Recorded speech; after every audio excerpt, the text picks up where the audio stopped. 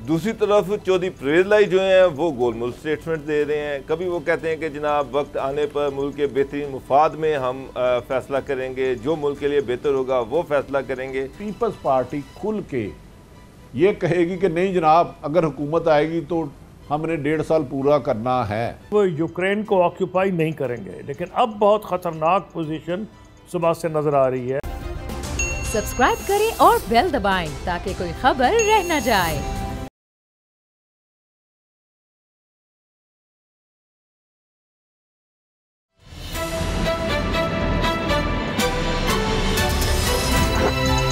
अब पता चला। अस्सलाम वालेकुम नाज़रीन, मैं हूं बाबर डोगर और आप देख रहे हैं प्रोग्राम अब पता चला। नाज़रीन, साकिब लखनवी का मशहूर शेर है कि बागबान ने आग दी जब आशियाने को मेरे, जिन पे तकिया था वही पत्ते हवा देने लगे। नाज़रीन, यही मामला इस वक्त यूक्रेन के साथ भी हो रहा है। नेटो और अमेरिका की आशीर्वाद के साथ रूस से माथा लगाए बैठा था। रूस यूक्रेन हमले को दुष्ट नहीं कह रहा, लेकिन हकीकत ये है, और अब ये हकीकत यूक्रेन की हुकूमत पर अच्छी तरह खुल चुकी है। सोशल मीडिया उनकी जो वीडियो वायरल हुई हैं उसमें वो मगरिब और अमेरिका की बेवफाई का रोना रो रहे हैं, लेकिन तारीख यही है, जिनसे अमेरिका ने दोस्ती का दावा किया उनका अंजाम कुछ अच्छा नहीं हुआ। यूक्रेन की आंखों से पर्दा उठ चुका है। देखिए अब इस मामले का अंजाम क्या होता है। पाकिस्तान की बात करें तो यहाँ भी अपोजिशन सियासत में जंग का माहौल बनाने की जुस्तजू कर रही है। जोड़ तोड़ का जादू चलाने के लिए मुफाहमत के जादूगर आसिफ अली जरदारी खुद मैदान में निकल आए हैं। मुलाकातें, मुशावरतें ज़ोरों पर हैं, वादे और दावे भी खूब हो रहे हैं, लेकिन अंदर की बात यह है कि नून और काफ का झगड़ा उम्मीदों पर पानी फेर रहा है। काफ लीग तख्ते पंजाब पर नजरें रखे हुए है। नून लीग अपने इस किले पर किसी और का परचम बर्दाश्त नहीं कर सकती, और यही सितम यही है कि हुकूमत इत्तेहादियों के बगैर अपोजिशन की कश्ती पार नहीं लग सकती। एक झगड़ा फौरी इंतखाबात का भी है, जिस पर नून लीग का इसरार है कि बाकी सबका इनकार। क्या कोई और सूरत ऐसी है कि काफ लीग और नून लीग दोनों को मन की मुराद मिल जाए और हुकूमत भी गिर जाए? इम्कानात के खेल में क्या क्या हो सकता है, इस पर बात करेंगे। नाज़रीन, आज हमारे साथ मशहूर anchor person senior journalist Arif उम्मीद भट्टी साहब मौजूद हैं। इसके साथ साथ हमारे ब्यूरो चीफ इस्लामाबाद गुलाम मुर्तज़ा साहब हमें ज्वाइन करेंगे। भट्टी साहब, अपोजिशन, वो लोग जो कल एक दूसरे के साथ दस्तों गिरेबान थे, आज सारे इकट्ठे हो गए।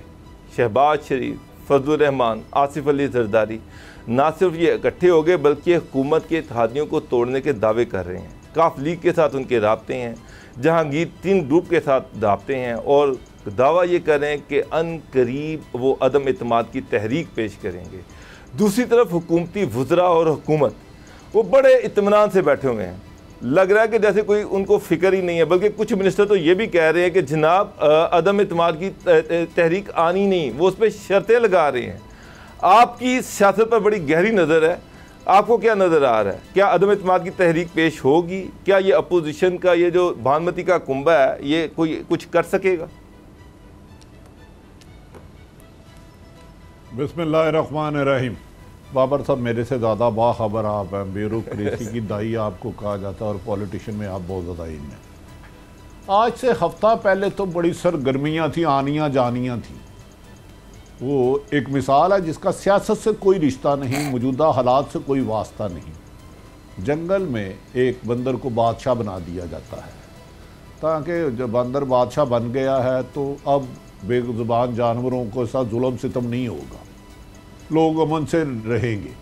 इस दौरान एक दिन जंगल अपने बादशाह अपने सीट पे बैठा होता है बंदर, तो एक खैरन भागा आता है कि अल्लाह जंगल के बादशाह, मेरे बच्चे को भेड़िया उठा के ले गया, तो हमारी जान बचा, हमने तुम्हें इसलिए लाया था कि इंदा कोई बेबस जानवर ना मारा जाए। उसने एक दरख्त पर दूसरी छलांग लगाई, दूसरी से तीसरी, तीसरी से चौथी, 5-6 कलाबादियाँ लगाता रहा। वो बेचारा हरन नीचे रोई है। उसने कहा जंगल के बादशाह आप कर क्या रहे हैं, मेरा बच्चा उधर वो खा जाएगा भेड़िया। उसने कहा देख तेरे भेड़िए को तो, भेड़िए से तेरे बच्चे को तो नहीं मैं बचा सकता, मेरी आनियाँ जानियाँ देखी हैं। तो इसी तरह आपने आनियाँ जानियाँ देखी होगी कि MQM काफ लीग से मिलती है। जरदारी साहब काफ लीग से मिलते हैं, शहबाज शरीफ से मिलते हैं, शहबाज शरीफ काफ लीग से मिलते हैं, काफ लीग पीपल्स पार्टी से मिलती है, मौलाना साहब भी हर कश्ती में सवार हो जाते हैं।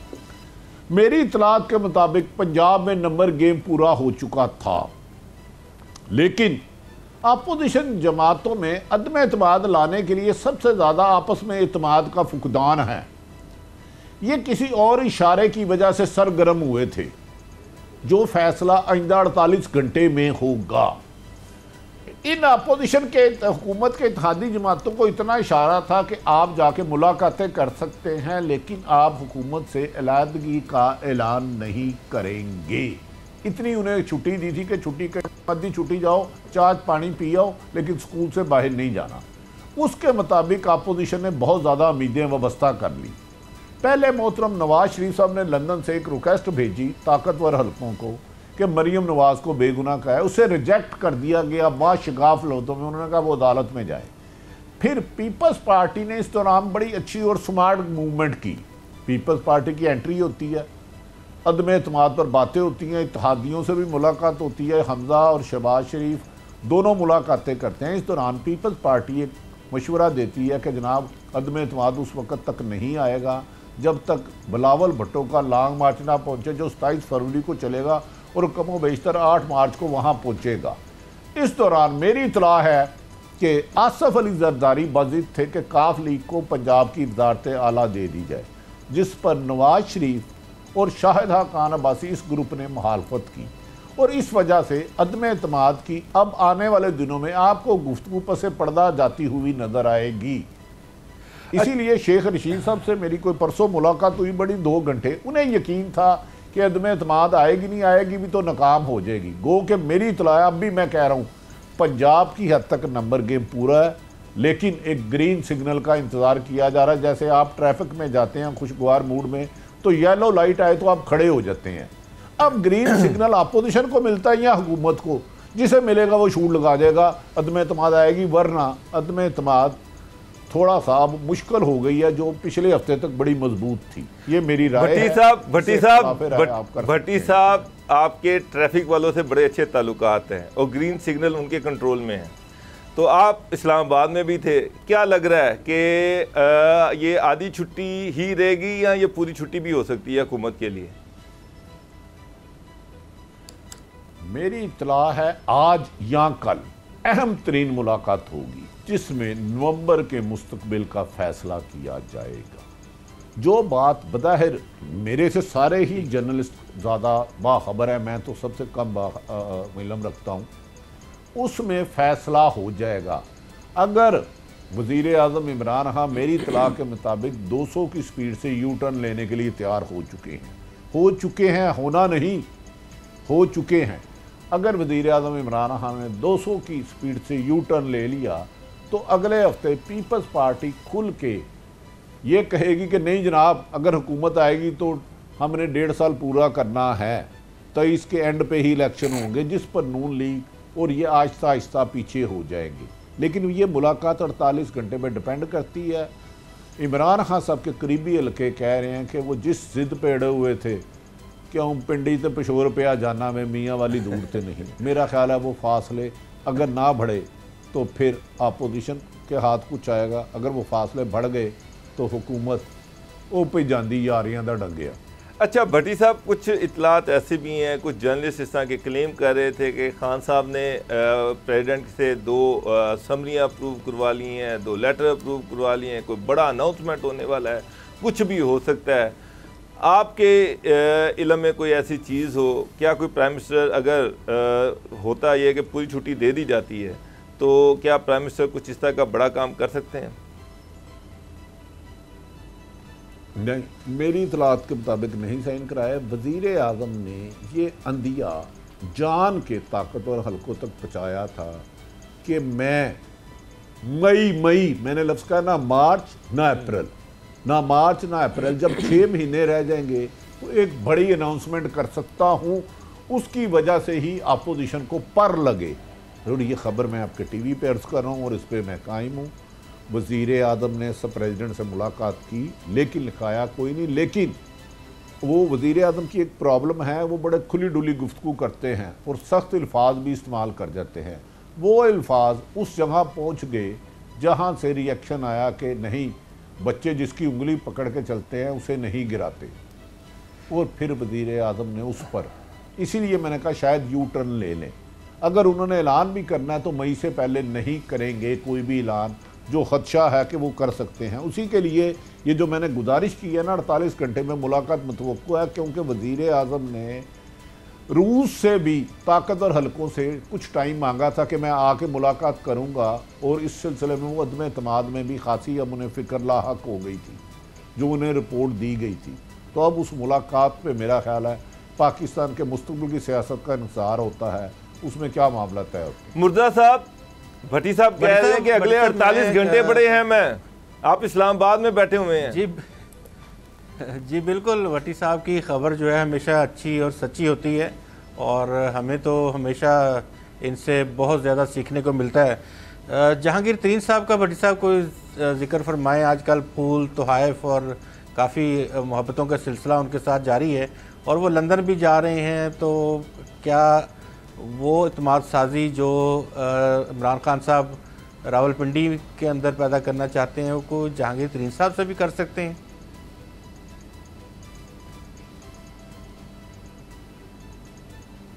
जी भट्टी साहब। अच्छा सॉरी, मुर्तज़ा भाई ने मुझसे फ़ोन किया। अच्छा जी। जहांगीर तरीन साहब से मैं आपको यकीन से कह रहा हूँ 2 दफ़ा राब्ते किए गए।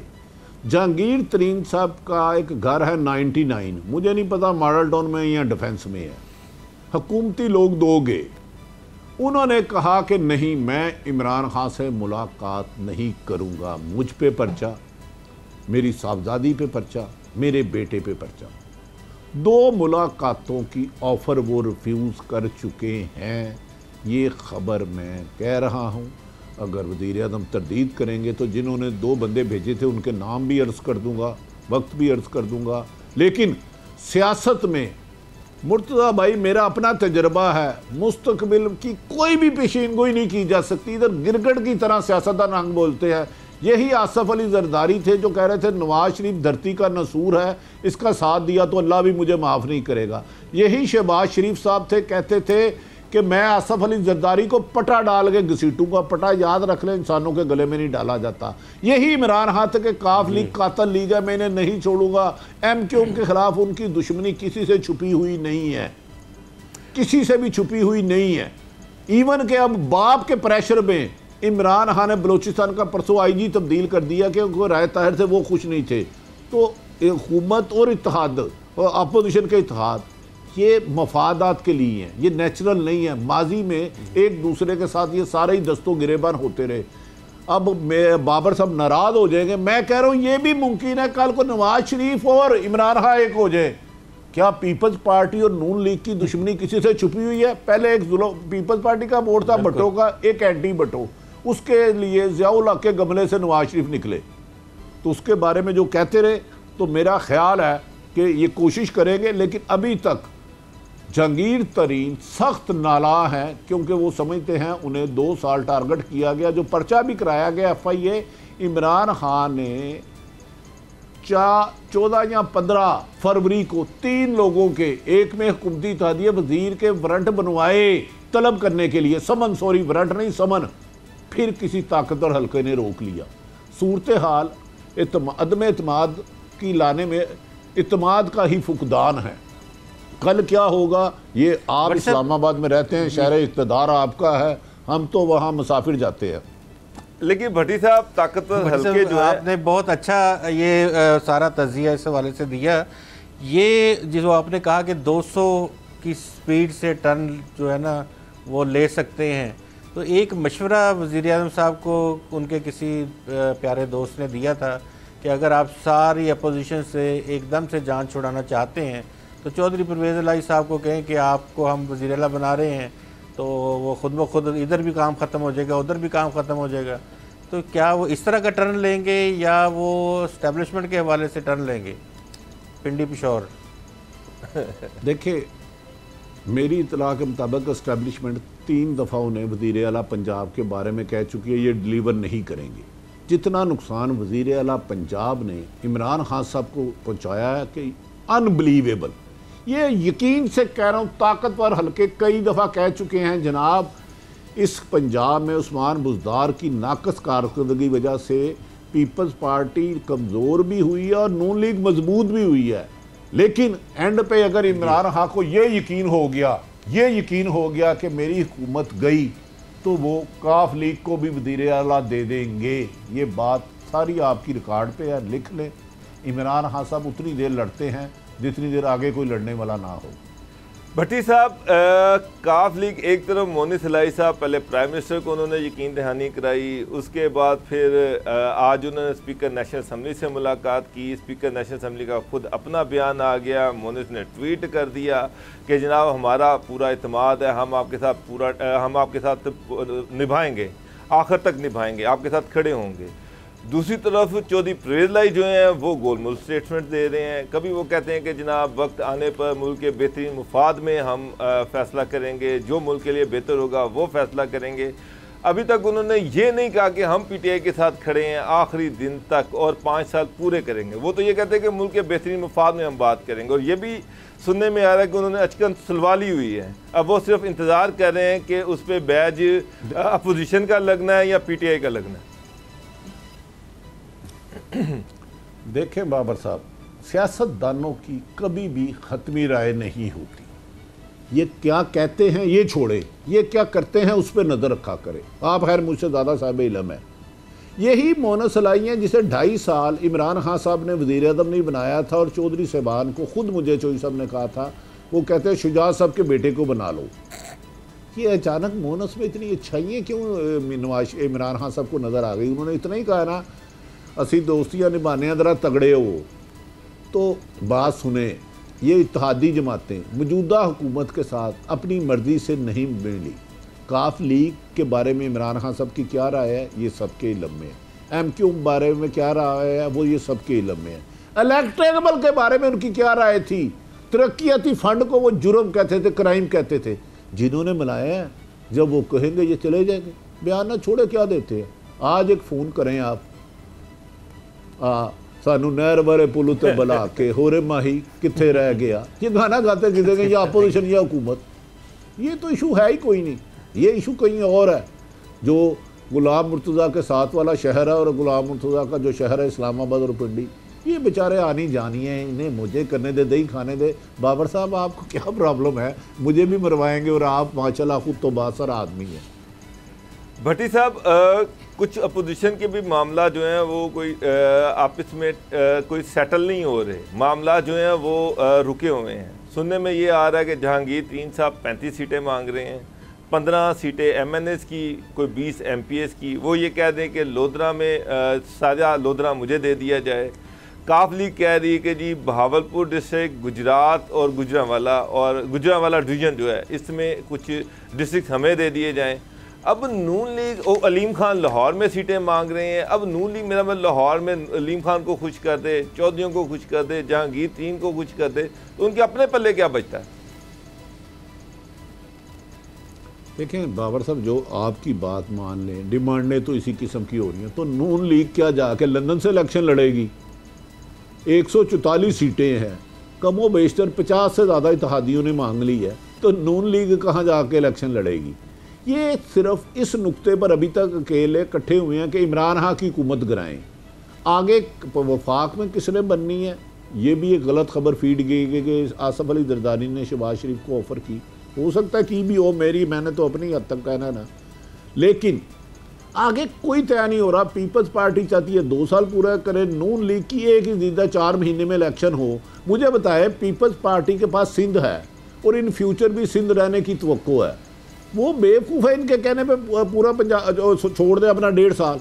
और काफ लीग इस वक्त सेकंड वज़ीर आज़म वज़ीर आला है, PTI से ज़्यादा काम परवेज़ लाई के हो रहे हैं।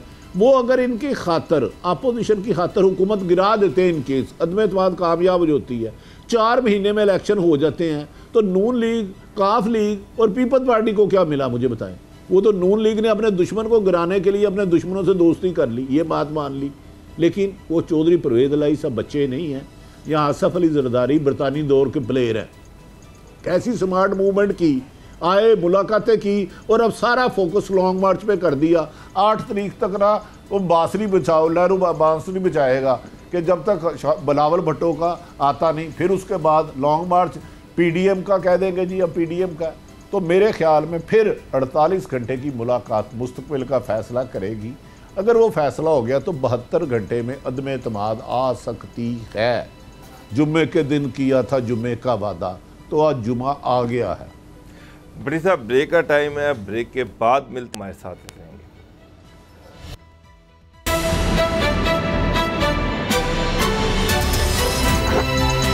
अब पता चला।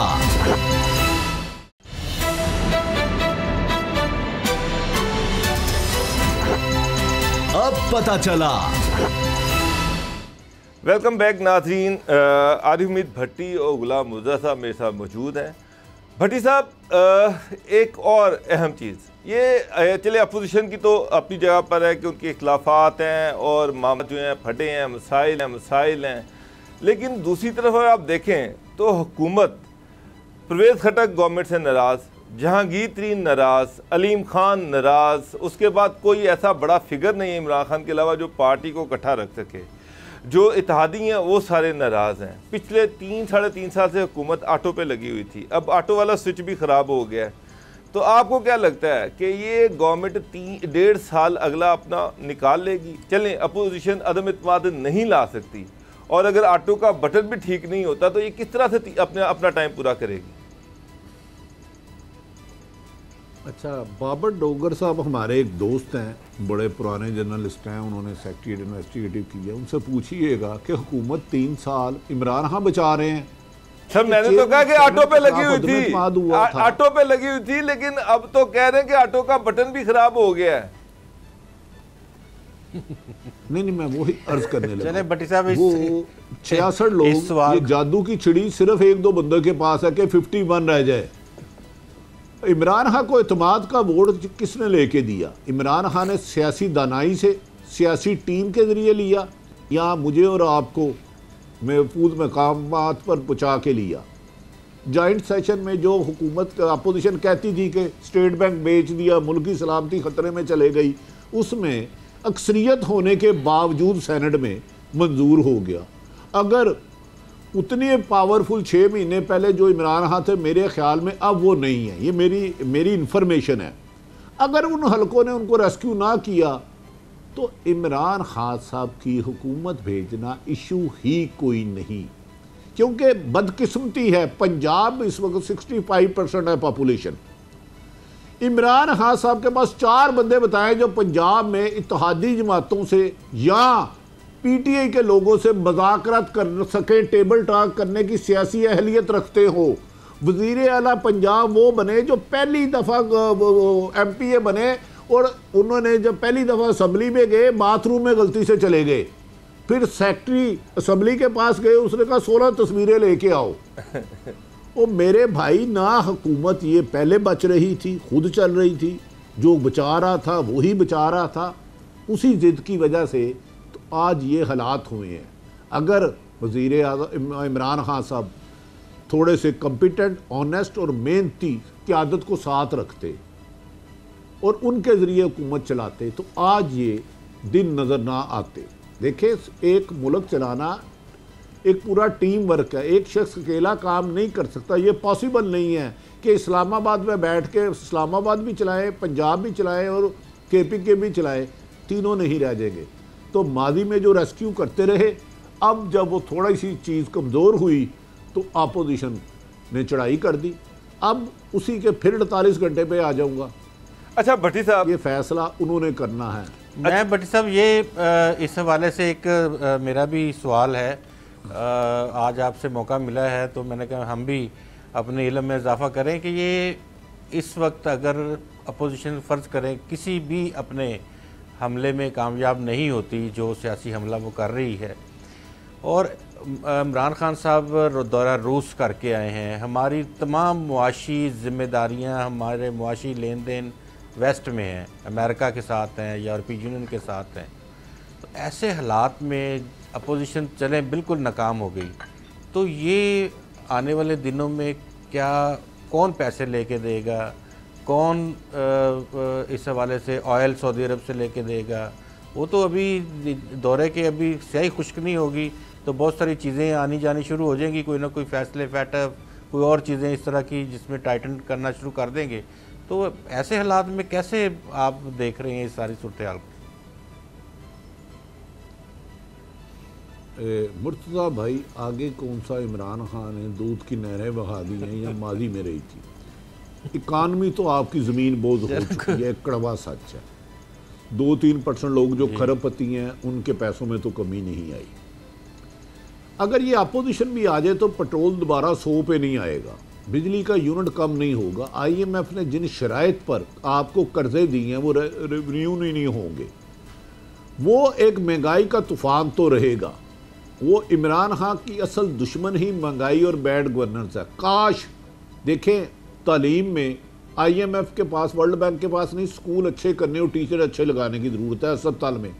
ये हर चीज़ अदालतों पे इल्ज़ाम लगाते हैं। एक अदारा बताएं आप इस्लामाबाद में बैठे हैं जिसमें इस्लाहत आई हो, रेवेन्यू का डिपार्टमेंट ठीक किया हो, मुआवजा की चोरी कम हुई हो। ये मसाइल तो इमरान खान साहब के पास रहेंगे, क्योंकि मौजूदा टीम के साथ इन मसाइल का वो हल मेरी राय में नहीं कर सकते। बड़ी उम्मीद थी कि वो अच्छे अफसर लगाएंगे, ईमानदार लगाएंगे, लेकिन शायद हुकूमत में आके उन्होंने कहा नहीं, हुकूमत करना ज़रूरी है, गुड गवर्नेंस ज़रूरी नहीं। मैंने बता दिया ना, पूरी अपोजिशन के 3 वज़ीर आज़म, एक साबिक़ सदर और 50 से करीब अहम तरीन लोग अरेस्ट किए। एक पैनी भी नहीं मुर्तज़ा साहब रिकवर हुई, मुझे बताएं।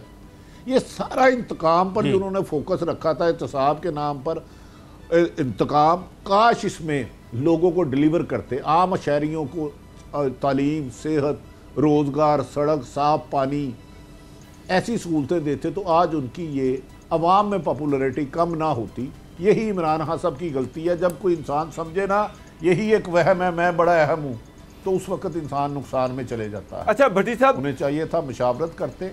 तो ये जो आपने फरमाया, ना इनके पास हल है, ना अपोजिशन के पास महंगाई का हल है। अच्छा भट्टी साहब, शहबाज शरीफ साहब ने भी सुना है ख्वाब में आजकल अचकन सिलवाई हुई है और वो प्राइम मिनिस्टर बनने के ख्वाब देख रहे हैं। आज उनसे पूछा गया कि जनाब ज़रदारी ने तो आपको प्राइम मिनिस्टर नॉमिनेट कर दिया है, तो उन्होंने कहा जी फाइनल फैसला नवाज शरीफ साहब करेंगे। आपका क्या ख्याल है, मरियम के होते हुए मियाँ शहबाज शरीफ प्राइम मिनिस्टर बन सकते हैं?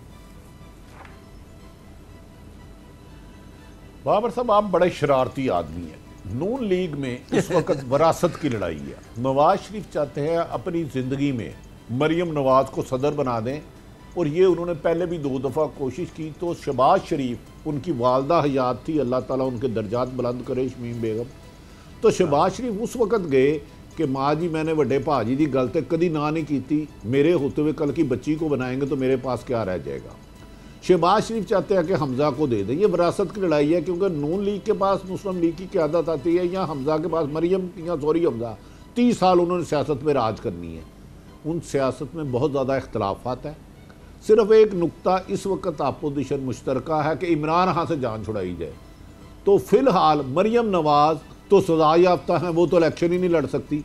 मैंने स्टार्ट में अर्ज किया था, नवाज शरीफ ने ताकतवर हलकों से एक मैसेज दिया था कि मैं पाकिस्तान नहीं आऊँगा, मेरे बारे में झूठी मेरे लीडर खबरें चला रहे हैं, मैं पाकिस्तान नहीं आऊँगा, सिर्फ मरियम की सज़ा ख़त्म करा दी जाए। तो जिस पे जवाब मिला था सॉरी, उस पर रेड क्रॉस है, वो अदालत से ही रिलीफ लें। हाँ, अगर अदालत उन्हें बाइज्जत बरी कर देती है तो मरियम तो फिर मैदान में आएगी ना। फिलहाल मरियम, नवाज शरीफ भी आ जाए, वो तो इलेक्शन लड़ ही नहीं सकती, वो तो कौंसलर का नहीं लड़ सकती, वज़ीर आज़म क्या है, तो उनके पास ऑप्शन ही कोई नहीं है फिलहाल।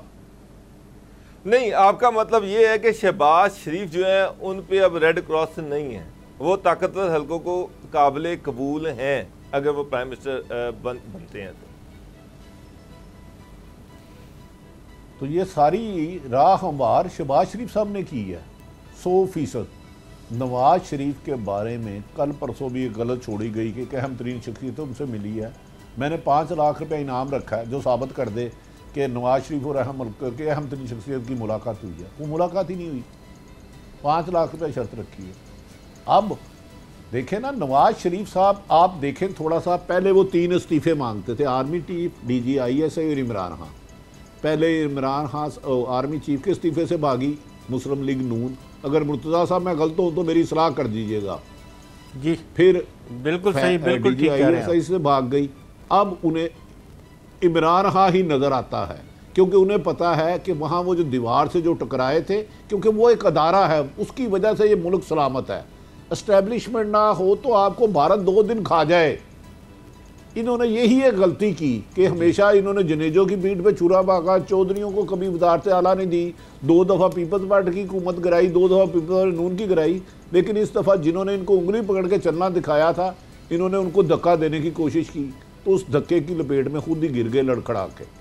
समझते गए हो गए तुसी। अच्छा पर साहब, ये जो तासुर दिया जा रहा है कि जी शहबाज शरीफ का वज़ीर आज़म के तौर पर डन हो चुका है, चौधरी परवेज़ इलाही का वज़ीर आला पंजाब के ऊपर डन हो चुका है, आपने कहा जी 48 घंटे, अगर 48 घंटों में मंजूरी हो जाती है तो चीज़ें तब्दील हो जाएंगी, इसी तरह से जिस तरह से मैं कह रहा हूँ, तो क्या ये वाकई चीज़ें डन हो गई हैं कि अगर 48 घंटों में मामला तय पा जाते हैं तो इसी तरह से सेटअप आगे चलेगा 1.5 साल?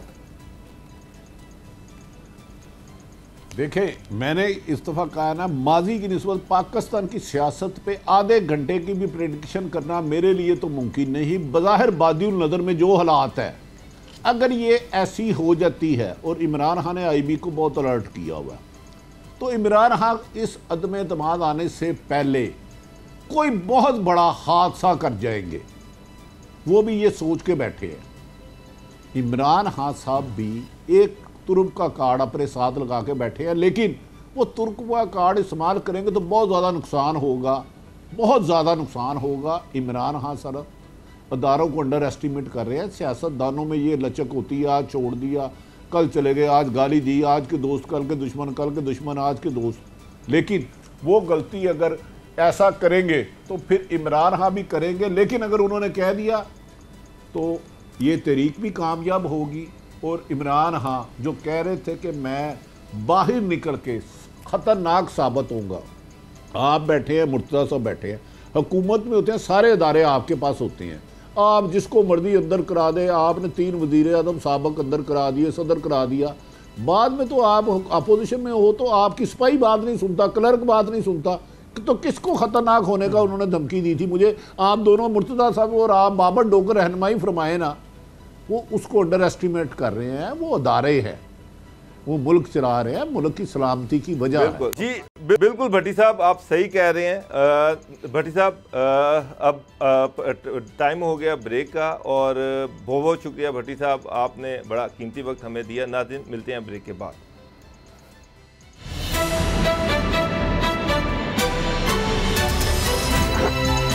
अब पता चला।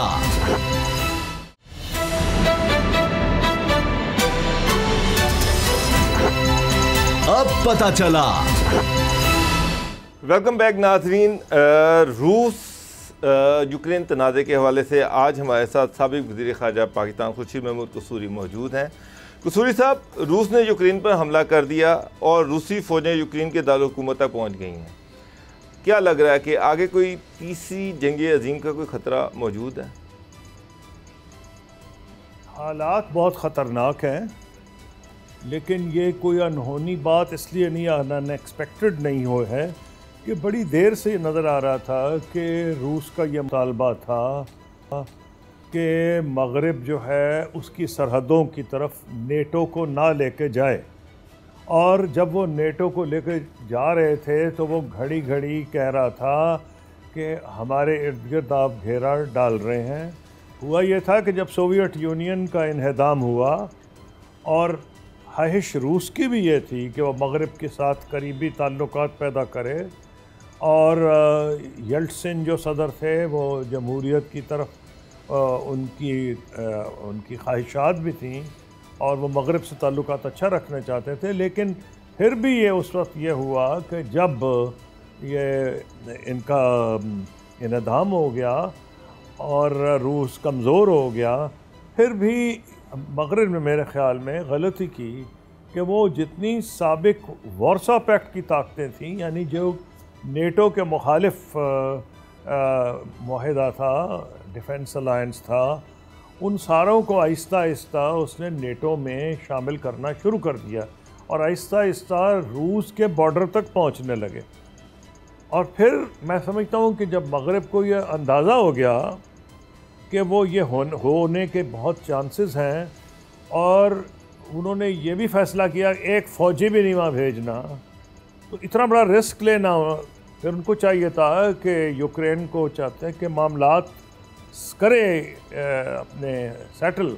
और ऐसे लग रहा था जब जर्मन चांसलर गए हैं और वहाँ प्रेसिडेंट ज़ेलेंस्की यूक्रेन के उनके साथ खड़े हुए थे, एक स्टेज पे ये लगा कि दोनों ने ये इशारा दिया कि वो नहीं मेंबर बनेगा नेटो का, और अगर वो आगे इसको फॉर्मली कह देते, ऐलान कर देते, तो मैं नहीं समझता कि जो हुआ है ये लाजमी था होना। अब हालात जो हैं वो मेरा ख़्याल है जिस तरफ जा रहे हैं वो ये है कि एक तो जो 2 हिस्से ईस्टर्न यूक्रेन के थे वहाँ वो कब्ज़ा करना चाह रहे हैं, और ये भी मुमकिनात हैं कि जो सिर्फ वो इलाका नहीं जहाँ प्रो रशियन एलिमेंट आबाद है, बल्कि जो जोग्राफिकली उन से इलाका रियासतों ने, सूबों ने, ओब्लास्ट कहते हैं, उन्होंने जो क्लेम किया है, तो वो बहुत बड़ा रकबा होगा, शायद 35-40% यूक्रेन का हो जाएगा। ऐन मुमकिन है वहाँ तक पहुँचे, लेकिन साथ उन्होंने पहले तो ये ऐलान किया था कि वो यूक्रेन को ऑक्यूपाई नहीं करेंगे। लेकिन अब बहुत ख़तरनाक पोजीशन सुबह से नज़र आ रही है, वो ये है कि वो शायद कीव का भी कंट्रोल करना चाह रहे हैं और उन्होंने उसके घेरे में ले लिया। आपने सवाल पूछा तीसरी जंग अज़ीम का, मुझे लग नहीं रहा कि अमेरिका, और तीसरी जंग अज़ीम तो अमेरिका अगर चाहेगा तो होगी, और अमेरिका ने और नेटो दोनों ने ऐलान किया है कि वो फ़ौजी नहीं भेजेंगे। तो अगर फ़ौजी नहीं भेजेंगे तो कसूरी साहब, मैं आपसे ये जानना चाहिए, रूसी सदर व्लादिमीर पुतिन ने ये कहा कि अगर रूस के मामलात में किसी ने मुदाखलत की तो उसके लिए अच्छा नहीं होगा। क्या ये जो उनकी जानिब से कहा गया है उसके बाद नेटो और अमेरिकन फोर्सेस जो हैं उन्होंने पेशबंदी नहीं की, यूक्रेन का साथ नहीं दिया, या कुछ और वजूहात हैं इसकी? नहीं, देखें, उन्होंने तो बड़ी सख्त किस्म की धमकी दी है, तो और वो वाज़ेह करना चाह रहे थे, मेरा ख़्याल है कि यूक्रेन के आवाम पे भी कि भाई ये, और मेरा ख़्याल है कि ये मगरब से गलती हुई है। अगर उन्होंने फ़ौजें नहीं भेजनी थी और वो घड़ी घड़ी कह जा रहे थे कि वो फ़ौजें नहीं भेजेंगे, तो उनको चाहिए था कि वो कह देते कि नहीं यूक्रेन को हम ले रहे नेटो में, या ऐलान ऐसा कर देते कि यूक्रेन से ऐलान करवा देते कि वो नहीं जाना चाहता नेटो में। अब मामलात आगे गए हैं और मैं नहीं, सूरी साहब, और यूरोपीय ममालिक जो हैं उन्होंने रशिया पर बड़ी सख्त पाबंदियाँ लगा दी हैं कि ये जो पाबंदियाँ लगाई गई हैं इनका रशियन इकोनॉमी पे क्या असर मुरतब होंगे, जबकि पुतिन पहले ये कह चुके कि जनाब अब हम पाबंदियों के साथ जीना सीख रहे हैं। जी वो जीना सीख रहे हैं, कुछ और मुल्क भी ये कोशिश कर रहे हैं जैसे चीन है, ईरान है, कि वो जीना सीख लें। और अमेरिका को भी एक ख़तरा यह है कि अगर वो एक हद से आगे बढ़ता है तो कई ममालिक कोशिश कर रहे हैं कि डॉलर से बाहर निकल जाए, और अगर अमेरिका बहुत आगे जाता है, और शायद एक वजह जो स्विफ्ट बैंकिंग सिस्टम से रूस पे पाबंदी नहीं अभी की गई वो यही होगा कि ये मौका मिल जाएगा चीन और रूस को वो इंस्ट्रूमेंट्स ढूंढने का कि वो डॉलर से आज़ाद हो जाएं। तो ये ठीक है, रूस को काफ़ी इसकी कीमत अदा करनी पड़ेगी, लेकिन ये बड़ी सोच समझ के लगता है रूस ने फ़ैसला किया है कई साल की हिकमत अमली के बाद, और ये उसने प्लान किया होगा कि इसके ये पाबंदियाँ लगने के बहुत इम्कानात हैं। लेकिन मैं ये समझता हूँ कि मुश्किलात तो बहरहाल सिर्फ रूस को नहीं, सारी दुनिया को। कसूरी साहब, जिस तरह से अभी की कशीदगी जो हुई है यूक्रेन के साथ, आप देखें आलमी मंडी में तेल की कीमतें बहुत ज़्यादा ऊपर चली गई हैं, जबकि यूरोप को जो गैस की फराहमी है वो कुछ टाइम के लिए मुअत्तल भी है, और ये गैस यूरोप को फराहम करता है रूस। इसके क्या असरात मुरतब होंगे आलमी तेल मंडी पे भी और यूरोप पर भी? ये मैंने आपको पहले भी इसीलिए कहा था कि ये सोच समझ के आगे अब मगरब को बढ़ना पड़ेगा। ये तो और बात है कि जो दूसरी पाइपलाइन नॉर्ड स्ट्रीम 2 जिसे कहते हैं, उसको सरे दस्त उन्होंने कोल्ड स्टोरेज में डाल दिया है, लेकिन जो ऑलरेडी गैस आ रही है अगर वो रोकने की कोशिश करेंगे तो वो जिस किस्म की सर्दी एक्सपेक्टेड है यूरोप में, तबाही आ जाएगी और प्राइस और बढ़ जाएगी। उम्मीद यही करनी चाहिए कि दुनिया, रूस और अच्छा सूरी साहब, प्राइम मिनिस्टर इमरान खान जो के दौरे पे थे, उन्होंने कहा कि हम किसी ब्लॉक का हिस्सा नहीं बनेंगे। आप उनकी स्टेटमेंट को किस तरह से देखती हैं और क्या इनके इस दौरे को कामयाब दौरा कहा जा सकता है? नहीं, देखें, पहली बात तो यह है जो दौरा है ये उससे पहले प्लान हुआ था। मैं एक किस्म की मैं कहूँगा ये बदकिस्मती है कि इस वक्त ये हुआ, लेकिन ये इस फैसले के बाद, प्रेसिडेंट पुतिन के फैसले के बाद तो दौरा नहीं प्लान किया गया, ये पहले हुआ था। और पाकिस्तान रिपीटेडली कह रहा है उसने कोई रूस के एक्शन को सपोर्ट नहीं किया, उसने कहा है वो एक। बहुत शुक्रिया वज़ीर ख़ारजा पाकिस्तान। नाज़रीन, प्रोग्राम का वक्त ख़त्म हुआ चाहता है, इजाज़त दीजिए, अल्लाह हाफ़िज़।